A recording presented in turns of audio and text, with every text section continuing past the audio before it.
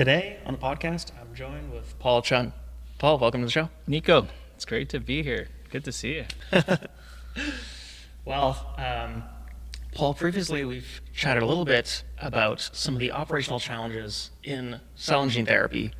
And briefly, you mentioned a story about cholangiocarcinoma and a patient advocate who could be treated, but later challenges that made this medicine inaccessible.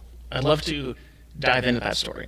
No, well, yeah, I do often talk about the patient is Melinda Bachini. She's currently the chief patient officer for the Cholangiocarcinoma Foundation. She was the very first patient with a GI tumor ever treated with, in her case, a tumor-infiltrating lymphocyte TIL therapy. And this was down at NCI, the surgery branch there with Steve Rosenberg. And yeah, she was an incredible case for using TILs in that difficult setting. And she, to this day, more than 10 years later, has been essentially disease-free and has been an amazing advocate. But she also faces the reality that as an advocate for patients with cholangiocarcinoma, while her outcome is the ideal, her process is generally not available. If a patient, it's very natural, of course, when they meet her and they hear her story. We're in the middle of this fight. We would love to have an outcome like yours. I mean, it's a very difficult situation, as you can imagine, for her not to be able to tell people that, just go to your hospital and get this TIL product. That's just not been the case. And so I think there's a number of factors that have been a barrier for TIL development in cholangiocarcinoma. And I think, one is the fact that cholangiocarcinoma is not a very big population. Mm-hmm. It really only gets diagnosed, maybe 8,000 to 10,000 times a year in the U.S. While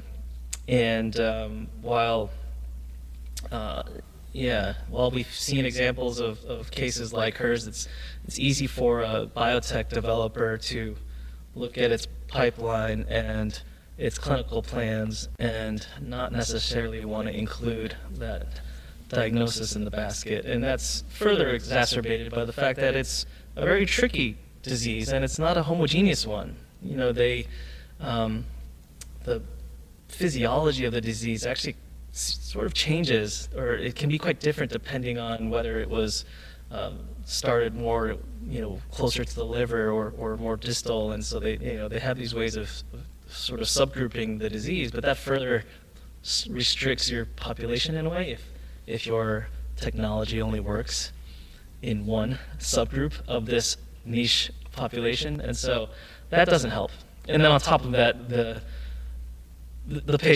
disease is quite tough. It's often immunologically cold, and all those other classic reasons that certain solid tumors are so hard to develop innovations for. So it's a lot of reasons why in general there's not a lot of options for patients like her. And maybe the final point I'll make about Melinda that's really important, and this is actually somewhat relevant to where we are right now.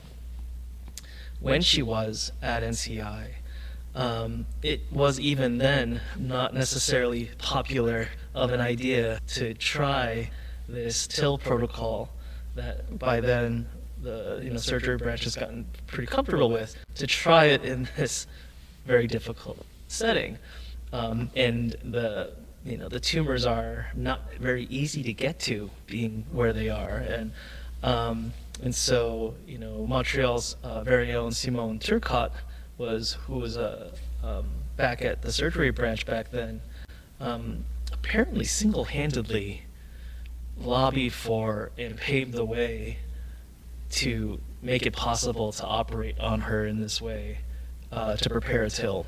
I wasn't there, and I can only replay the story as best as I've heard it, and so this is a bit of possible oral history or mishistory, so don't quote me on the veracity of every detail, but supposedly it was an uphill battle, and even maybe Steve Rosenberg himself was not necessarily super enthused about the idea, and for good reason. You never want to overexpose yourself to risk and have something not work out and then possibly derail it.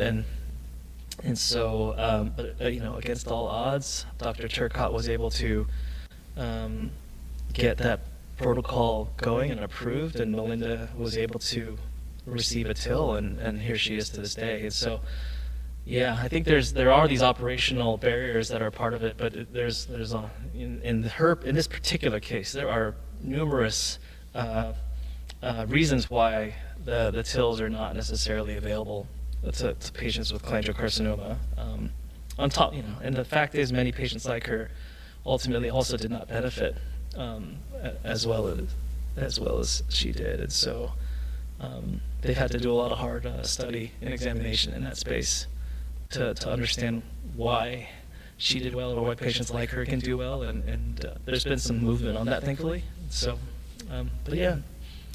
That seems like an exemplary story of some of the sort of small patient base situations we've seen in cell therapy. So, briefly mentioned that for a biotech company, this type of thing might fall out of the pipeline.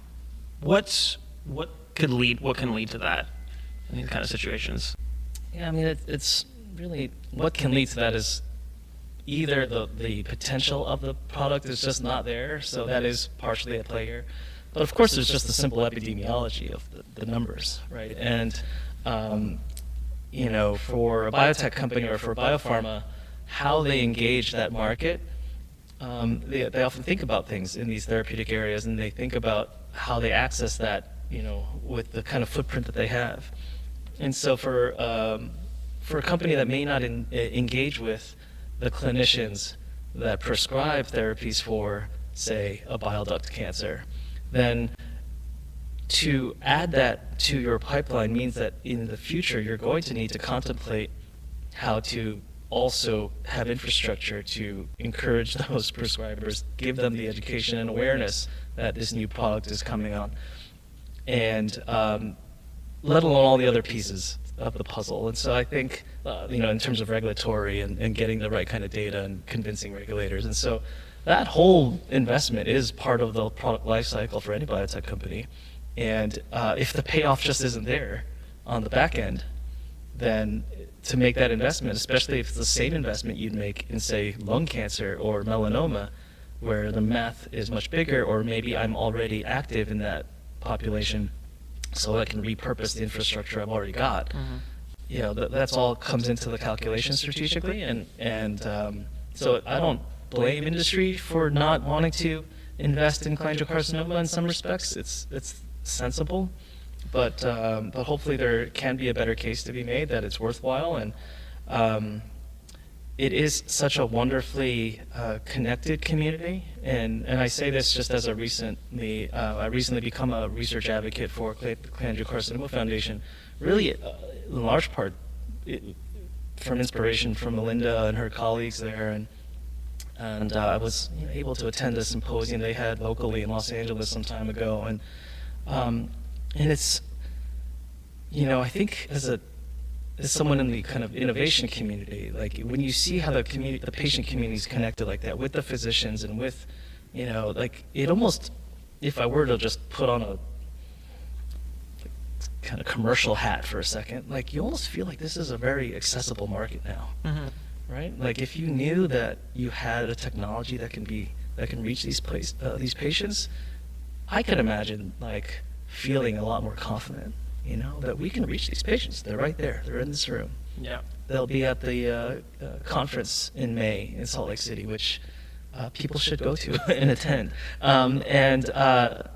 So I think it changes the dialogue. Yeah. And I think we've seen this happen in other more rare disease settings where the patient advocacy and the communities that have been formed in these areas have really kind of changed the calculus and made pharma and biotech companies feel a lot more confident that, this is a place where we can succeed and we can have our products reach the patients and obviously then generate revenue. Yeah, it seems like that's a much warmer situation.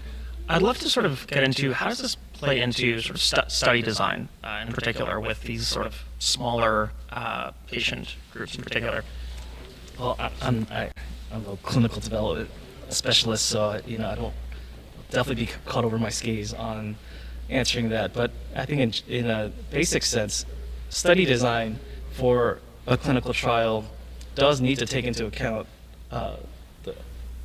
the enrollment dynamics, and how long will you need at a given site to engage with the number of patients that you need, and then from there you might want to try to understand, well, what kind of effect size are we hoping for? So how many patients would we need to versus whatever marker, whether it's a single arm study or there's actually a control arm, what kind of statistical power do we want for the goals that we have for the study? If it's just about safety, then that's one answer, but if it's about some type of efficacy, then you might want to have a certain number.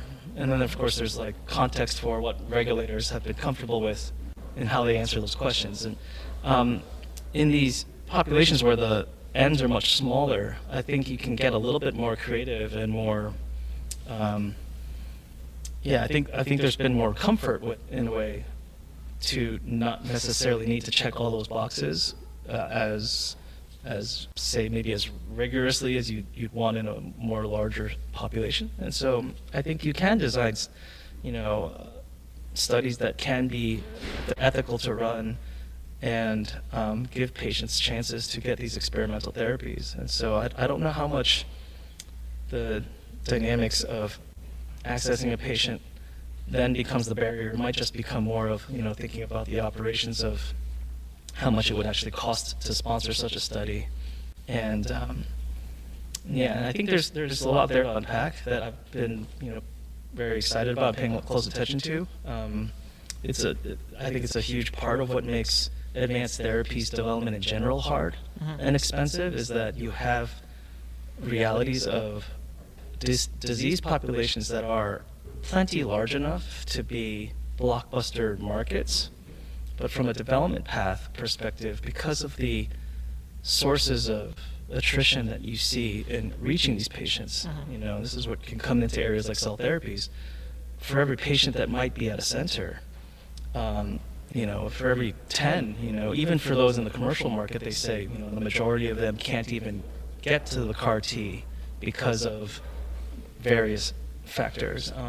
And so if those same attrition dynamics exist in the clinical development environment, they're probably even worse, where for every 10 patients that might be potentially eligible, if only 1 out of 10 or less than 1 out of 10 make it through that maze to the treatment and to the study, then your study might require 10 times more resourcing, in that you have to wait 10 times longer to get to your enrollment target, or you might need to add 9 more sites to get to 10 per period of time that you're looking for. And so all of that then goes into the calculus of, is this worth it? And this past, I would say, year and change, couple of years, has really been a little bit of an exercise of seeing how the capital decision makers and pharma and the industry have really started questioning that. And this is a push and pull that we've seen for many years. And I think in some respects the cholangiocarcinoma population has been having to kind of be audience to some of this. And but I think some things are turning. There are some neat advancements happening for bile duct cancer. Happy to, I know that there's some fresh updates I saw at the AACR IO meeting in Los Angeles not long ago, and I was thrilled to learn that the Klebanoff lab at Memorial Sloan Kettering is advancing a TCR-based therapy that is going to be directed at bile duct cancers, and that should be enrolling hopefully sometime soon. That's amazing. So it sounds like sometimes with these sort of smaller patient populations, it can even be difficult to get sort of into the clinical trial to make it happen. What are your sort of thoughts and perspectives on that? Well, that's a big question. Especially when you're, here I am I'm away from home. the realities of getting any trial is like you often have to be there, and so there's a regional, like local answer to this question that clinical trials are not run everywhere, and there's either out of convenience or out of commercial interest. Many times when you're interfacing with a clinician at a research site, so let's say you've made your way to, City of Hope is near us, right? Let's say you're in Duarte, California, and you're meeting with your oncologist there. The trials that you might be eligible for, that they first tell you about, are highly likely to be the ones that are at that center, right? Now, if there is here in Montreal an amazing TIL study for cholangiocarcinoma, will that oncologist, in Duarte, bring that idea to you like immediately? Yeah, the access. I don't think they're not, like, it's not that they don't want you to get a TIL in Montreal, but there's a lot of reasons why they won't. That's not going to be the first thing that they share with you. Yeah. And so you just extrapolate that type of moment, and there's a lot of local kind of experience that patients will have depending on where they happen to be. And so then the referral dynamics, the sort of, what awareness the ecosystem there has a huge say in what your outcome will be as a patient in terms of which studies you get referred to. Thankfully, between the internet and social media and these patient communities, I think the ability for a patient to self-advocate, do research on their own, and try to discover where do they want to be it's a little easier than in years past. But I don't know if but that's that's a lot of burden to place on patients, and I think that might be one factor. That's a number of factors that are involved in that. That makes a lot of sense. It sounds like, there's sort of these operational traffic-like issues that really play a big role in actually getting these products in patients' hands.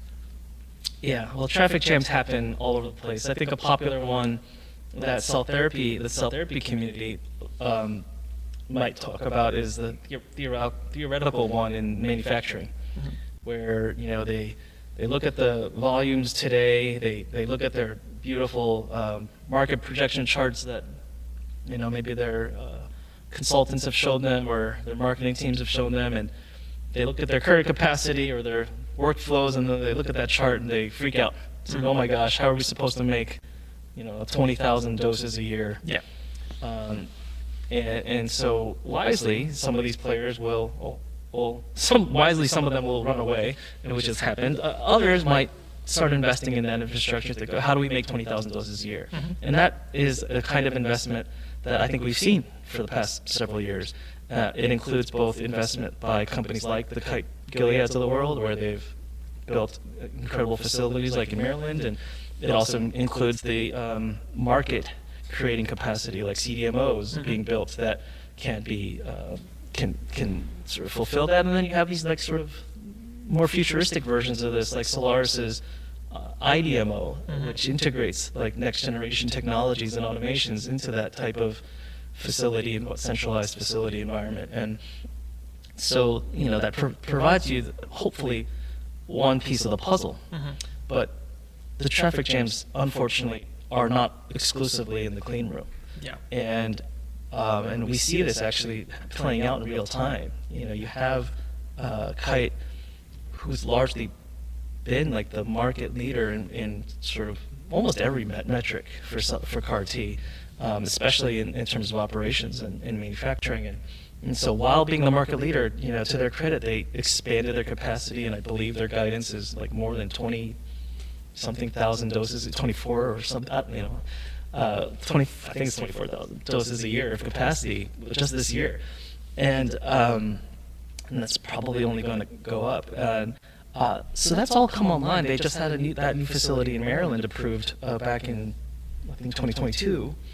And but if you look at their, sort of adoption and volume, if indeed the marketplace was supply constrained, right, that there was a traffic jam in the clean room, then as soon as that capacity came online, you should have seen almost immediate spike to reflect that additional capacity. Yeah.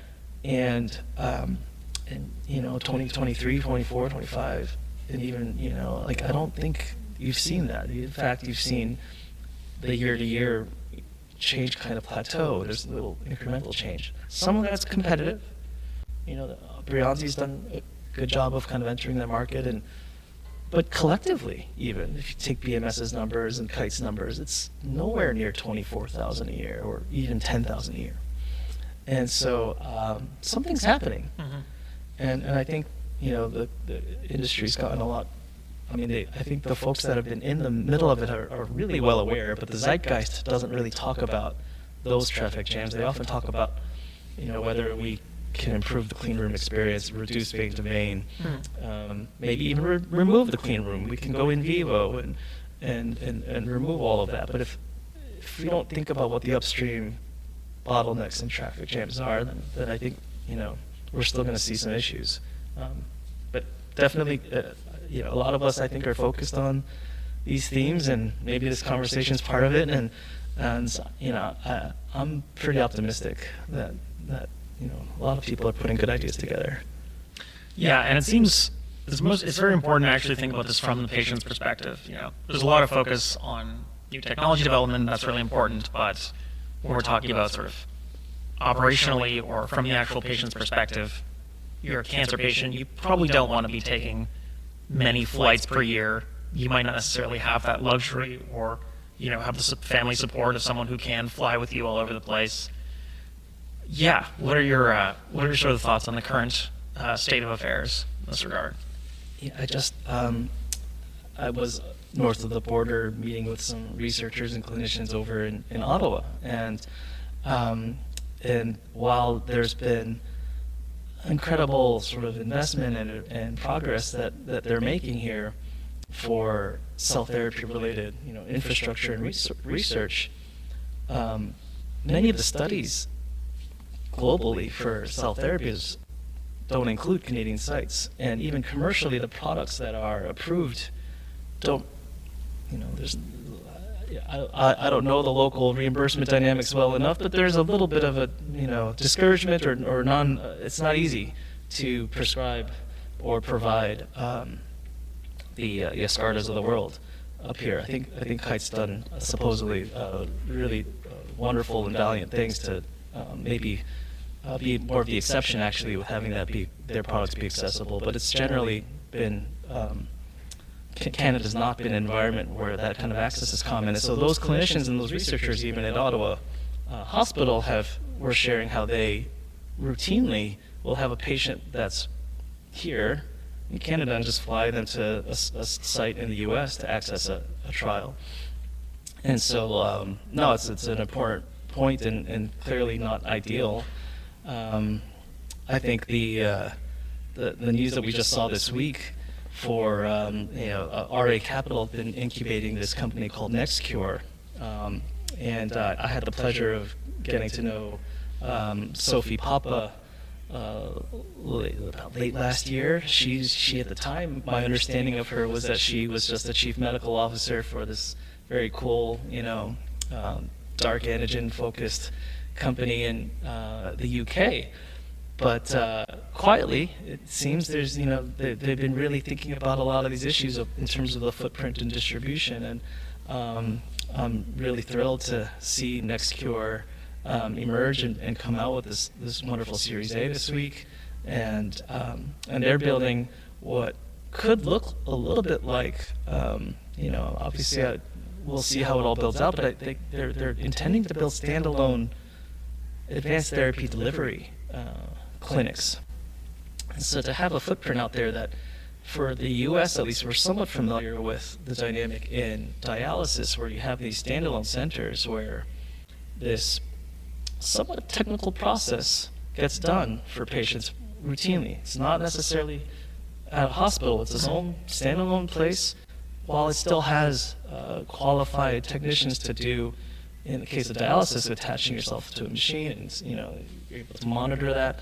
So I think in a similar model, NexCure is allowing or building out the ability to have these satellite clinics that can do the delivery of a CAR T and then, manage the expected toxicities or complications, and which has largely been a sort of a bottleneck for footprint.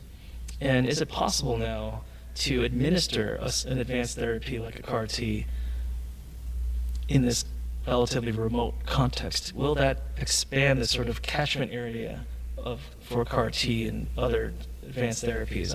I believe so. And Kite themselves actually, I think it was an R&D day they had a couple of years ago, where they were, so this may be outdated, but they were sharing that, I think 80% of the eligible population is physically not in the right place. It's like not at the centers where they're authorized. Yeah. And so they've actively been expanding that authorized footprint, and they've, it used to be bottlenecked by things like accreditation and which is good, like, our place is fact accredited and all that. Yes. Seemed to, of course, is important, but then we realized, I think everyone's come to a place to realize that the standards that a manufacturer like Kite needs, you can meet those standards, and some of those standards are even distinct per se from a fact accreditation. And so, could a Kite authorize a site that's not fact accredited? And they've been proving that, yes, indeed. And can you get good patient outcomes? Yes, you can. And so that footprint has been evolving already, and I think NexCure is an exciting iteration of that. So if it's true, though, then that the pie is no longer, already cut 80% off from the get-go, because those regions and geographies aren't there, you're talking about a potential multiplication of the addressable markets for cell therapies. So, NexCure, I don't know how many facilities that they'll get to launch and when, but let's hope that someday they are putting out hundreds or even thousands of these facilities out there that can allow a patient to get a CAR T. And so when you think about populations like autoimmune disease or these larger solid tumor populations that really just are just mind-blowingly daunting for an operator in CAR T to think about, you actually start feeling a little bit better maybe. You know what, we actually could, in theory, at least have the infrastructure to get the product into the hands of, into the patients in these geographies. And I think having an organization like NexCure who's singularly focused on navigating that, and I assume there's all sorts of contracting and all sorts of even regulatory elements that a group like this would have to navigate, and it's just really wonderful to know that that's something that a group like RA Capital is prioritizing. It's incredibly encouraging just from within the context of what this mini winter in cell therapy has been. I've been super encouraged by that. So timely that we're talking now after that. Yeah, well, it really sounds like this sort of delivery of the medicine back into the patient, that is sort of the current last mile problem that the industry is facing, and that blood drawing is mostly accessible to most people. There's manufacturing facilities, but a lot of people have to sort of right now fly to Boston, New York, these specialized facilities to actually have that redelivered. So it sounds like this can really potentially unlock that 80% of the patient population that just doesn't have that luxury right now. Yeah, that last mile theme is really a lot more complicated than I think some people appreciate too. And so I think it's really great to have an organization like NexCure who's going to hopefully quickly become an expert in that. For example, even just handling the material that's received from the manufacturer and thawing it properly and getting it to the right concentrations can be a little bit messy, or a little bit, I don't know the stats on it, but I'm aware that it's not trivial that a product that's been made successfully, this whole supply chain got done, and then that very last moment, it can still go wrong. And so having a specialized center that's like all they do, in a way, I think will probably streamline that. And I'm imagining it over time, they may even be able to, share bits of their experience on how they've removed a lot of those risks that happen in that last mile, or those last yards, let's call it.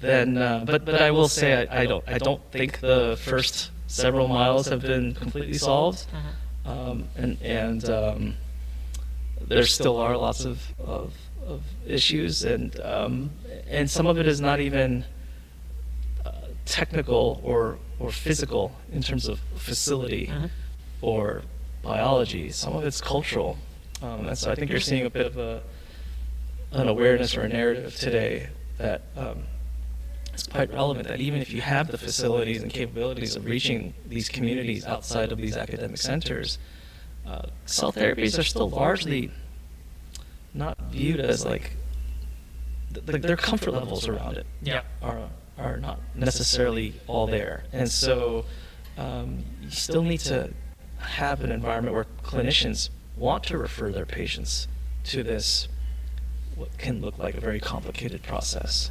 And so I think that's shifted quite a bit. An anecdote that I believe it was BMS that they were sharing this. It might not be BMS, but it was in the context of RA, or not RA, but just rheumatologists for autoimmune disease, who there's an exciting amount of data and progress being made on that front with CAR T, and you go back a few years, and these rheumatologists wouldn't want to touch a CAR T process with a 10-foot pole. This is crazy. I'm going to send my patient to go do what and have the blood go where, and it's going to take how long and cost how much, and then all of a sudden, we'll figure it out. But suddenly, especially as you see these incredible responses, curative responses from a single dose in really difficult autoimmune conditions, whether in lupus or in stiff person syndrome or in others, and word gets around, and so suddenly now, I think it was maybe it was Cabaletta, maybe it was BMS. One of these these autoimmune cell therapies developers now have to almost like beat them back. It's like, we can't operate our trial at all of your clinics right now. Thank you for your interest. And I hope that's true. I mean, this is exciting to know that a community of clinicians like rheumatologists can just in 2 short years completely do a 180 on their willingness to refer patients to this advanced therapy. And so how much more would oncologists be able to rapidly do that in the community? I hope they can that cultural shift will be quick similarly. But I think I take a lot of encouragement from hearing about those anecdotes. And so once the infrastructure's there, and once some of the patients get the kind of outcomes you can get from therapies like CAR Ts, then I think at some point it's just going to become just too overwhelming to not offer it. And that's largely, I think, how a lot of us in the community have felt about cell therapy, despite how it might not be the most efficient business model or complicated and all of that. Once you understand the life-changing curative impact of the technology, it's the genie's out of the bottle, as they say. And most of us don't want to just say, it's too hard, let's just build more biologics, or let's just not do this. I think a lot of us are deeply committed to trying to help finish what the ecosystem has started. Yeah, you're not the first to say that sort of doctor perspectives, familiarity, comfort levels are one of the current sort of challenges. So you mentioned some of the earlier parts of this process aren't necessarily all set in stone, so to speak. So if we think about this sort of like a railroad, where do you see the current, where are the current challenges from your perspective? Railroad. I don't know where the railroad. Trying to use that analogy, but you don't need to use the analogy. Are we at the station? Or are we laying down the tracks? Right. I think there is. I think it's a good analogy in the sense that it's like we're in a world where we built some really cool trains. Yeah. And there are a couple of really impressive stations that you walk into them, and it's Yeah. just feels so futuristic, and so I guess those are Solaris like of the the cancer. world. Oh, maybe it's a Solaris, or maybe it's a cancer center, or Yeah. whether it's places like Penn or MSK or MD Anderson that have really led the way, and you've got really exciting things happening at Tampa, at Moffitt, and elsewhere. There's all sorts of wonderful things, and so these train stations exist, but at the same time, to the rest of us, I suppose, if you're not, close to one, or if you might not get to experience these wonderful high-speed trains, and maybe you need the right rails for it. And it might turn out that you can't just stick these awesome trains on the existing rails because they'll, I don't know, to use the analogy, maybe they go too fast, or they require different types of rails, right? And so, I think, I think we're definitely in this place where those rails still don't exist, and so I think, but they're being laid. Yeah. I can't deny how much you're seeing this, and while it's not rail based, I love seeing. BioBridge Global is a blood center down in San Antonio, and they have been debuting and launching their mobile leukapheresis bus, quote unquote, right? And I'm sure maybe you've had a chance to see it or tour it, and wonderful how they can take that first mile out of the equation for a patient, like literally, and bring the center right to the. I don't know if they actually take that bus to your doorstep, but they could. and so if there's a need for that first procedure of, like, say, apheresis, solutions like that feel like rails, right? And or at least it's a shuttle to the train station. So I think there's a lot of great minds putting together like these ideas and seeing how we can really shrink the map, so expand the map, or like shrink the community, and it's like bring us together, and provide more connection, so I think there's a lot. I think there's a lot of us trying to work on that railroad all the live long day. So. Wow. So sort of thinking about shrinking the map, interconnected, and connecting here. You mentioned sort of Canada. Sometimes patients will be sent to the U.S. What are some of the, I don't know if you know what some of the sort of international challenges are. Are they like the differences in regulations, reimbursements, complications? I don't know. Do you have a perspective on that? I'm not necessarily an expert on that, but I am aware of some dynamics. Like, for example, if a patient in the U.S. wanted to take part in Dr. Turcotte's study, it would be extra challenging for a non-Canadian to participate in this, partially because the backdrop for many clinical trials does sometimes depend on having the other bits of routine care be available. And so if the patient is hospitalized, or if the patient, or they're obviously dealing with all sorts of things related to their condition, their payer environment, whether it's insurance or Health Canada, will probably be a big part of the offsetting, will offset the clinical sponsor's financial burden. And so in the case of, University of Montreal, I don't know if they're ready to be able to just stomach the medical expenses of, say, an American patient that comes up. And so then, is the opposite partially true, right? Most folks in Canada are going to be kind of covered by their domestic health coverage. Is that available,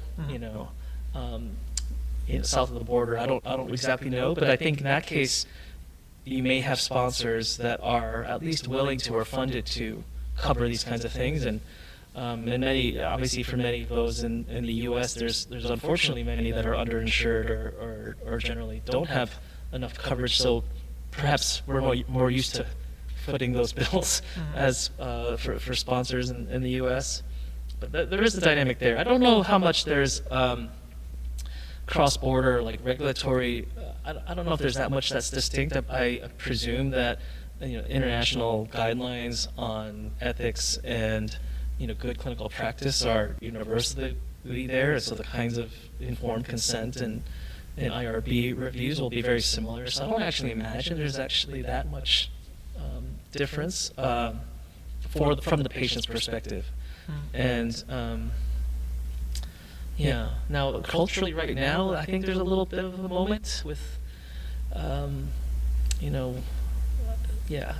think Canada's finding themselves a little extra motivated to make sure they can take care of themselves and not necessarily bring things from the U.S. And the U.S. tariff posture and all that, and other political postures complicated those dynamics. But at least we can still have conversations like this, and I think for the most part, folks on both sides of the border are really eager to see progress reach patients, and we'll figure all that out.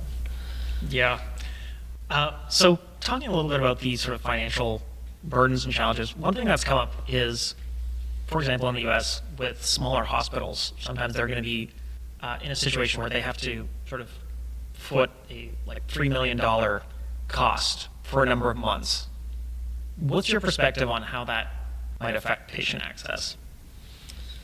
Yeah, that's actually relevant in both the commercial, maybe more so even in the commercial context than in the clinical development arena. And so that's while it's more true for a smaller practice, I think it's still a dynamic that even the large centers wrestle with. And the reimbursement model being largely a reimbursement model where you kind of have to spend it first and then get it back, creates this dynamic, and it's existed on all sorts of fronts. Where it gets especially complicated in cell therapy and advanced therapies is that it's not necessarily like you're incurring a cost that's internal to your own personnel or your own equipment. It's something that you needed to spend for getting, say, this advanced therapy product brought in that you pay to the manufacturer or whatever the distribution chain is like, and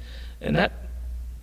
I think that's just almost a pure play liquidity issue of how much cash do you have to do such things. And so I think you've already described just kind of an almost obviously there's only so much that a smaller entity can stomach for doing that. And I think I don't know to what extent manufacturers can come in to offset that. They certainly are committed from the patient perspective. And I think even the Kites of the world will readily try to mitigate whatever the patient exposure might be if there is going to be too much. But by and large, many patients don't. It's not like a deciding factor. It shouldn't be. I don't believe it is actually. That for a patient, they are told, "Hey, you're eligible for CAR T, but by the way, you may have X thousands of dollars of an insurance bill later." I don't think that conversation has ever happened. Maybe it has, but I don't think that's normally the conversation in the doctor's office when this moment is happening. And so for the patient, they're not deciding whether or not to do CAR T because of the bill.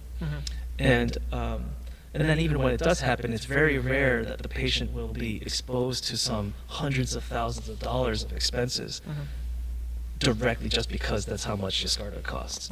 Right?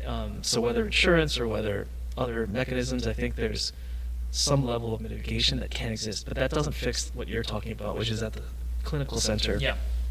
And if you need to be able to make that kind of commitment, I don't know. I wonder if the solution is some sort of unique financing vehicles that the ecosystem can generate. Maybe there's an opportunity or a product there for somebody to create, where it's like a streamlined line of credit or something exclusively for this type of advanced therapy, and maybe it'll include even footing the bill for other types of complicated therapies as well that might involve some before and after time. But I think it's an interesting issue, but Well, it's good to know that sort of direct cost to patients isn't really an immediate holdback from access right now. So I'm curious, do you see sort of the hospital bills, where do you see the greatest financial friction in your perspective from this whole process working effectively?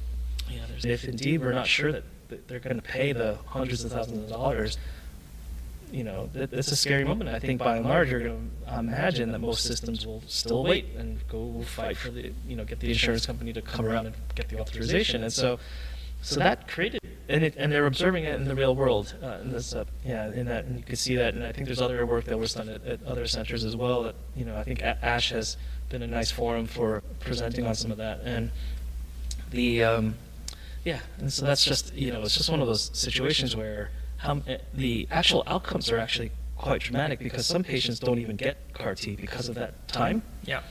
And it goes without saying, obviously, if you're in this relapsing refractory situation, you may not, obviously this is not a good situation for the patient outcome. So the response and survival rate impacts are blatant, obviously. Those that got CAR T, even if late,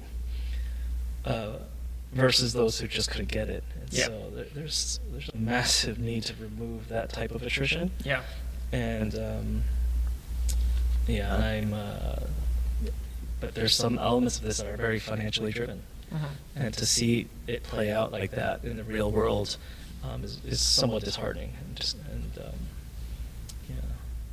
I'm curious, I don't know if you have an answer to this, but I'm curious about if those sort of financial burdens that, say, a hospital might be bearing, I wonder if those can either directly or indirectly sort of influence decision-making. If you've got the doctor with a patient and these types of financial burdens are considered, I wonder, might that influence decisions as to what type of treatment they might suggest to a patient? Probably. Yeah. I don't know. I think that's like one of those almost cultural types of questions where you're probably going to get a whole continuum of there's real answers to that can vary quite a bit depending on the situation, the clinician, even their institution. I don't know to what extent there's institutional pressures that motivate behavior. But it would be wonderful to be able to understand them if those indeed happen, and perhaps those are ways to do really good targeted education and cultural shift, so to say, so that the referral or prescribing behavior can be even more beneficial for patients. Those are huge questions that I take some interest in, but it's I think there's a lot of folks out there that are that think about the system as a whole quite elegantly. I actually reminds me, so like RA Capital is one of those, we talked about them earlier because of this investment in NexCure, but I've often been fond of how much they, as a fund, while very familiar as like a biotech investment fund, there's a big part of their emerging or their model of late that is very system aware and thinks and has been, and Peter Kolchinsky's quite been out there trying to talk about these sort of modern messaging that how does biotech sort of convince society that this is like a good deal. And that there is, but he likes to use this term this almost like the biotech social contract, and part of it is on this notion that we bring incredible value from this innovation. And it's probably worth even more than what you think is a high price for a drug. And yet, in time, these products go through their life cycles and they'll become broadly available to everyone at generic prices. And so, there's if you can see the forest from the trees from that perspective, it might help inform the kinds of structures that maintain the appropriate incentives for investing in these types of technologies, while also making sure patients can get access. And so, this is a needle that the industry's had to thread from the very beginning of its existence. But I think, Peter and RA have done a valiant effort of really kind of helping frame that conversation and advocate in a way that's, I think, in a way very proud of the work. And I think having lived in the investment world and done deals alongside Peter's team, and sometimes you can get kind of lost in not thinking about the societal impact of helping getting a company from A to B. Yeah. And but I think it's absolutely important and true, and we should all feel incredibly proud for the ways, whether little or big, ways that we turn these incredibly just remarkable ideas in science and in discovery into things that patients can touch and feel and obviously ultimately benefit from. And so, patient advocates like Melinda are an example of that kind of, just an amazing story of between the Rosenberg Lab and people like Dr. Turcotte and all the other folks like them. Chris Klepenoff, I mentioned him earlier. He was there at the time when Melinda was being treated as well, and so I think I feel incredibly optimistic because these people that have been a part of that type of fight are that committed to the patient, and one way or the other we're gonna get that and show that it's worthwhile to develop them, and then it also, I think, gives me a lot of excitement that Peter Kolchinskis of the world and RA Capital are also willing to make these kinds of investments in that infrastructure, in the rails, like with the NexCure and others, while also investing in the innovations like Outpace Bio and other types of companies like that.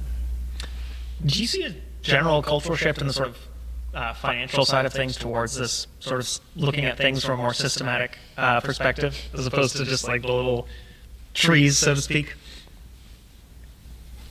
I don't know. I think there's still room for improvement. It's that too a continuum, and it's a cultural thing, and I think it depends on which venture fund or which hedge fund you want to talk to. Yeah. I think some will still operate very much in familiar ways, and there's nothing wrong with that. Mm-hmm. And it reflects the continuum of investors from the capital side, Yeah. and the kind of risk profiles, and I think that's largely what our industry always has to deal with, is that until we reach an era where concept to product is somehow super streamlined, and maybe it will be, with how AI and other technologies are getting implemented, but until that risk profile changes dramatically, we are generally a high-risk environment, and so we will largely be at the mercy of risk capital, and we might have our bubbly moments when the non-risk capital folks get wise to it and think, maybe I can make a buck in an IPO or in the sort of the specialized area, so maybe that capital floods in and it's great. But as soon as the risk profile gets different and the generalist capital needs to sort of retrench into safer sanctuaries, biotech tends to struggle from a capital perspective, and I think that's just what we are. Now, thankfully, can the risk profile of biotech feel different even to a generalist when the narrative of biotech development becomes more accessible and more familiar and more personal even? And I think there is maybe the example I brought up of even Peter's advocacy on sort of the health side of things reflects this. There is perhaps a little bit of a growing chance for the narrative of big bad pharma, which is a very popular perspective in America for the layperson to have. Maybe that gives us a fighting chance to sort of shift this. I know that patient advocacy actually plays a very interesting role in that, because it is such an equalizing reality. Is that when you're staring at this mysterious cancer, and you don't know what your days ahead are going to really look like, and a lot of that other noise can certainly go away, and you're now in a place where you really hope that a scientist or a surgeon or the researcher or the investor was caring enough for that particular situation to bring something that you can now access. And so I think that's why I've been really thankful for the chance to be more closely linked to the patient advocacy community in recent years, and yeah, perhaps that will be a big part of how maybe generalist capital becomes more comfortable with biotech investment overall, and they might even feel a deeper, almost obligation to ensure that the sector is well supported, and I think it'll just be upon us to steward that well, and build good companies and behave right, and do what we can to to steward that. Yeah, I mean, the first thing that comes to mind is I sort of wonder if having these patient stories and outcomes might sort of shift that perception a little bit from like a scientific statistic, which is not necessarily the most accessible to everyone, to actually, seeing someone's face and name. I think CAR-T has, CAR-T's had a very interesting history, actually. I think it's, but its most recent era, let's call it, the one that is, like driven by stories like Kite and others. You could argue that maybe one of the most important personalities and all that was Emily Whitehead, mm-hmm. and her family, and if the outcome that she enjoyed doesn't get onto the cover of the New York Times, and that doesn't then generate kind of the attention around this radical new, I think they called it a gene therapy at the time, but this radical new therapy in Philadelphia that helped this little girl, and then of course over the years to have Emily literally still be this face of CAR-T sort of, and while she, there were obviously there's a CAR-T goes way back till before she was treated, but it still was a pivotal, I think you could argue, a pivotal moment in changing the real narrative of what this complicated modality is, and I think the whole ecosystem has benefited from that, and Tom Whitehead, Emily's father, will always talk about how he feels a deep commitment and conviction to pay it forward, and it's like almost a promise he made to at the time with the universe, to when they were in the thick of it, when they at their moments of highest uncertainty, was really something that became entrenched in even his approach. And I think when you're talking about technology and an industry that is rooted on that spirit, I feel nothing but hope and encouragement, and I feel nothing but confidence that these challenges of payers and reimbursement and capital, we're going to have to figure this out, and we will. And if Tom's going to be paying it forward, if Melinda is, and others, then we just owe it to ourselves to keep figuring it out. Sometimes it'll be more bootstrapped and more tough from a capital perspective, and other times hopefully it'll be the wind will be at our backs a little bit. But either way, I do hope that remains the core sort of spirit of the advanced therapies, and in whatever slice of it that we're operating in. Yeah, well, that story in particular, it shifts it from a theoretical question to when we look at the past and the stories of Emily Whitehead and the foundation and the way they've actually made that impact. It's pretty clear. That's important. Yeah, it's so I don't know if I have a personal philosophy around you can get all. Do you need this person? It's there's personality, social kind of dynamics to that I sometimes I'm terrified by in the age of social media and all these kinds of things. But here we are doing a podcast. So, patient influencers. We're almost having this conversation. We're at the convenience because I have to be here. But I wasn't exactly searching out a chance to talk. But Nico, thanks for encouraging it. Despite that, you can't argue how much it doesn't hurt to have really effective individuals that can champion things well. And whether it is an Emily Whitehead or Paul Chun or Melinda Bachini and even hopefully Dr. Turcotte here in Montreal, I do hope people get to know him, even though I don't personally know him that well, I think he's literally a hero that you guys have here, and I know Melinda thinks of him that way, and so can there be a way that like the community here can like sort of understand that there's this treasure, here, and so is there some ways in which personalities can help with that? Well, I hope so. We are in the day and age where a lot of the personalities are also kind of in less savory kinds of contexts, and so that's because for every Dr. Turcotte, there's I don't know if you remember when Martin Shkreli was always making the headlines and that kind of it's not always great. I think that's the reality of the context that the industry's still probably working through in some, is vaccine hesitancy some byproduct of